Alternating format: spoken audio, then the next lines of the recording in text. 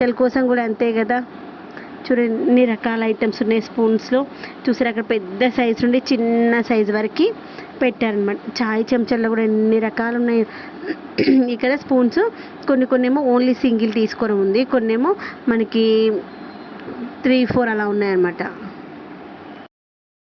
ఇదిగోండి ఇక్కడ చూసినట్లయితే చాయ్ చెంచాలని ఎన్ని రకాల చెంచాలు ఉన్నాయి చూసారా.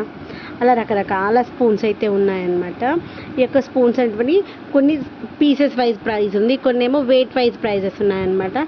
ఈ విధంగా అయితే మనకి ఈ షాప్లో కొన్ని పీస్ వైజ్ ప్రైజెస్ ఉన్నాయి, కొన్ని ఏమో కేజెస్ వైజ్ ప్రైస్, దాన్ని బట్టి మనం తీసుకోవచ్చు.